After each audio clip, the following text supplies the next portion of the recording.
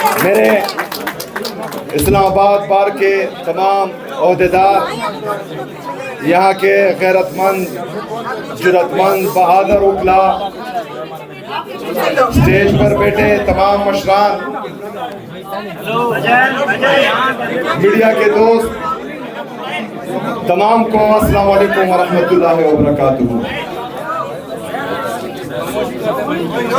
मैं ईमान मजारी साहिबा का, यहाँ के बाकी वकला का, अपने ILF की टीम, अली बुखारी साहब, हमारे जोनी पंचौता साहब हैं, खालिद भाई हैं, बाकी जितनी डॉक्टर बाबर रहमान साहब भी बैठे हैं, जितनी भी बाकी ILF की टीम है, उन तमाम का शुक्रिया अदा करता हूँ। ईमान मजारी साहिबा का नाम मैंने इसलिए लिया क्योंकि ये मुज़ाहमत के दौर में हमें अपनी बहादुर बहनों, चाहे वो KP से हो, इस्लामाबाद में हो, बलूचिस्तान में हो, पंजाब में हो, सिंध में हो, गिलगित बल्तिस्तान से हो या आज़ाद जम्मू कश्मीर से, एक नई तारीख रकम की है इन्होंने। और इनको देखकर हमारे नौजवानों को हौसला मिलता है और उनको जुर्रत मिलती है, और वो भी जो है मुज़ाहमत, आइन और कानून की बालादस्ती के लिए, आज़ाद अदलिया की बहाली के लिए, हमारे आज़ाद मीडिया की बहाली के लिए जद्दोजहद कर रहे हैं, जमहूरियत के लिए। यहाँ पर हमारे कुछ सहाफ़ी मेरे सामने हैं, मेरे राइट पे मोतीउल्लाह जान साहब, लेफ्ट पर असदुर साहब, और परसों जो ट्रायल इन एब्सेंशिया में हमारे कुछ सहाफ़ी दोस्तों को कन्विक्ट किया गया, जिसमें डॉक्टर मोहित पीरज़ादा साहब हैं, साहिब शाकिर साहब हैं। ये पहली दफ़ा नहीं हुआ। जब शहीद अरशद शरीफ साहब पर पाकिस्तान की ज़मीन तंग की गई और उसको जो है यहाँ पर इंसाफ नहीं मिल रहा था और उनको हिफाजत नहीं मिल रही थी, तो वो पाकिस्तान छोड़कर अपनी जान बचाकर बाहर चले गए, लेकिन उनको बाहर भी नहीं छोड़ा गया। हक और सच बोलने पर उनको मुल्क से बाहर भी शहीद कर दिया गया।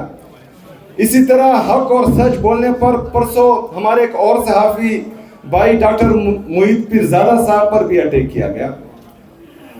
तो कहने का मकसद ये है कि इससे पहले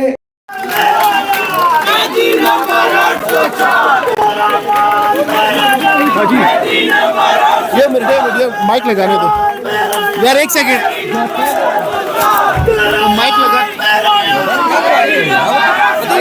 माइक लगाने दो ना भाई, माइक लगा ले। एक मिनट, मैं माइक जैन साहब, ये बताइएगा 26वीं आईनी तरमीम के बाद आप गायब हो गए थे, आपके ऊपर यार ये कितनी दफा मैंने बताना है, मैंने ये कितनी दफा सुनना चाहते हो इसका जवाब? मुझे तो ये सुना आप मतलब हर फर्द वाहिद पर बताऊंगा। अच्छा, अब सुनो, 26वीं आईनी तरमीम के बाद मैं ना कौमी असेंबली में गया, ना मैंने वोट दिया। पार्टी ने शो कॉज नोटिस इशू किया, उस शो कॉज नोटिस का मैंने जवाब दिया।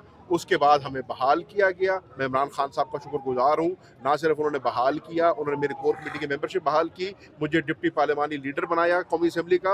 अब इसके अलावा अगर कोई आपका सवाल रह गया तो मैं सवाल आपको करता हूँ कि आपके बारे में गद्दारी जैसे संगीन इल्जाम लगाए जा रहे थे कि वो बंदा जिसका बाप 2 साल से अडयाला जेल के अंदर बंद है, उसका बेटा कैसे गद्दार हो सकता है, और PTI क़यादत जो है वो आपको गद्दार क्यों कह रही थी? पहली बात तो PTI की क़यादत ने कभी गद्दार नहीं कहा। दूसरी बात, कौन सा ऐसा PTI की क़यादत में लीडर है जिसके ऊपर गद्दारी का फतवा नहीं लगाया जा रहा? अजल से लेकर आखिर तक हर पे लगाया जा रहा है, और वो लगाने वालों का काम है, वो लगाते रहे। पार्टी ने कभी हमारे पे कोई ऐसा लेबल नहीं लगाया। पार्टी ने तो बल्कि बड़ा कॉन्फिडेंस शो किया है। बल्कि मैं तो आपको इस तरह से कहूँगा कि आपकी जो पाकिस्तान तहरीक इंसाफ की कोर कमेटी है, उसमें मैं वाहिद बंदा हूँ जिसकी कोर कमेटी की मेंबरशिप की बहाली इमरान खान साहब की ज़ात ने खुद की हुई है। तो पीछे तो सारे आपके फिर जो क्या सराइयाँ हैं और इल्ज़ामात हैं वो दम तोड़ देते हैं। अब ये पार्टी के अंदर तफरीक डालने की, पार्टी के अंदर डिवीजन करने की, पार्टी के अंदर एक इश्तियाल फैलाने की किसी की साजिश ज़रूर हो सकती है, ना पार्टी की क़यादत ने। और इस पर बैरिस्टर गौहर साहब का भी बयान है, इस पर जब उमर अयूब साहब थे उनका भी बयान था, दीगर क़यादत का भी बयान है, बड़ा वाकिफ क्लियर है। ये अब आप लोगों के जहनों में बात रह गई है। बाकी पार्टी की क्या लीडरशिप के अंदर और पार्टी के अहकामात के अंदर इसमें कोई अभाव नहीं रह गया। तो मेरा ख्याल है कि अब इस बात को आप लोगों को छोड़ देना चाहिए, आपको एक नया टॉपिक पकड़ लेना चाहिए। अच्छा सर, ये बताएं कि आपने कहा कि गद्दारी के फतवे जो है वो लगते रहते हैं। अक्सर पाकिस्तान तहरीक इंसाफ के जो रहनुमा है वो ये कहते हैं कि हमारे ऊपर गद्दारी के फतवे लगते हैं। सर, ये कौन लगाता है, तफरीक कौन पैदा करने की कोशिश करता है? क्या उसका नाम नहीं यहाँ होना चाहिए? यार जिस दिन मुझे पता चल गया मैं आपको जरूर बता दूंगा, पर मैं इतना जरूर कह सकता हूँ ऐसा नहीं होना चाहिए। ये वक्त है पार्टी के अंदर इत्तेहाद लाने का, ये वक्त है यूनिटी लाने का, ये मुश्किल वक्त है, पार्टी के ऊपर मुश्किल वक्त आया है और इस वक्त में हमें सबको इकट्ठे होना चाहिए। अगर किसी की कोई जाती रंजिश है भी सही किसी के साथ, पर हो जाती है, पार्टी में होती है, हर पार्टी में होती है, किस जमात में नहीं है, क्या पीपल्स पार्टी में नहीं है, क्या नून लीग में नहीं है, हर पार्टी में होती है। बट ये वक्त नहीं है लड़ाई करने का, मेरा ख्याल है ये वक्त इकट्ठे होने का। ज़ैन साहब, ये बताइएगा कि आपके वालिद साहब की कुर्बानियाँ किसी से ढकी छुपी नहीं है। उनके हमने बाल तक देखे कि फुल सफ़ेद हो गए, इतनी सख्त अजियत के साथ उनको लास्ट टाइम भी हमने देखा जब अडयाला से वापसी गिरफ्तार किया।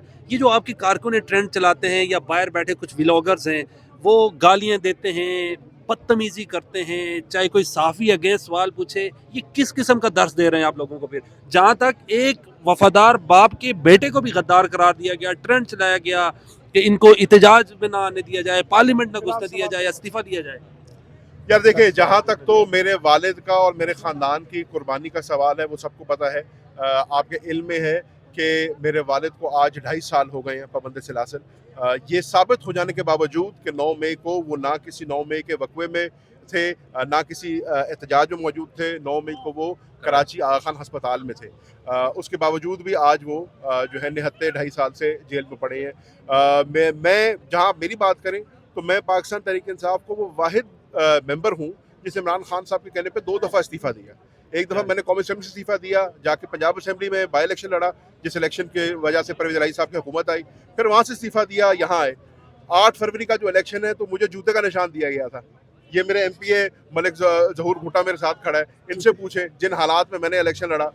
पाकिस्तान के और मुल्तान के अवाम का शुक्रगुजार हूँ जिन्होंने मुझे वोट दे के भारी अक्सरियत से कामयाब करके वापस इस ऐवान में भेजा। उसके बाद जो कुछ हुआ, इसी कौमी असम्बली के अंदर अगवा किए गए, ठीक है, रात के अंधेरे पे हम यहाँ से उठाए गए। मेरे पे 80 से ज़ायद पर्चे हैं, वो भी सारे फेस कर रहे हैं। 26वीं तरमीम में जो कुछ हुआ वो सबके सामने ही है। तो हम कल भी इमरान खान और तहरीक इंसाफ के साथ खड़े थे, आज भी इमरान खान और तहरीक इंसाफ के साथ खड़े हैं और डट के खड़े हैं। अच्छा सर, एहतराम सर, ये हम नहीं इल्जाम लगा रहे आपके बारे में ये भी तासुर पाया गया था कि आप वोट देने के लिए असेंबली फ्लोर के अंदर मौजूद थे। इसका बड़ा आसान सा जवाब है।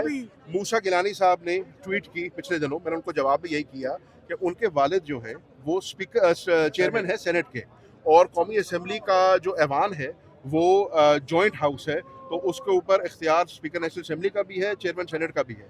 मैंने कहा जी CCTV फुटेज निकलवा लें। कौमी असेंबली आप रोज आते हो कौमी असेंबली सर, CCTV फुटेज तो कोई भी नहीं निकली आज तक। सुनो ना, आप रोज जाते हो